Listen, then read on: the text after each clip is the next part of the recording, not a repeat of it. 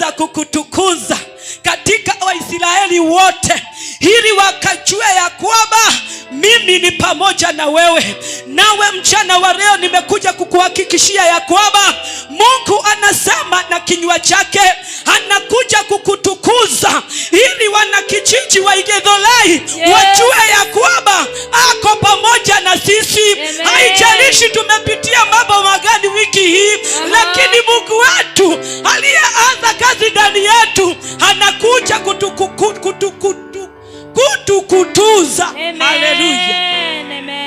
Kama umeshika lile neno na kuomba kwa jina la Yesu, ukaweza kuketi chini ukiwa na ujasiri, maana hujakuja hapa bure, anakuja kukutukuza kwa njia zake, maana hazieleweki na wanadamu.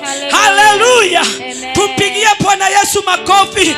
Hawa watumishi wa Mungu wanapoketi kwa ajili amewatumia kama chombo wakaweza kutuelekeza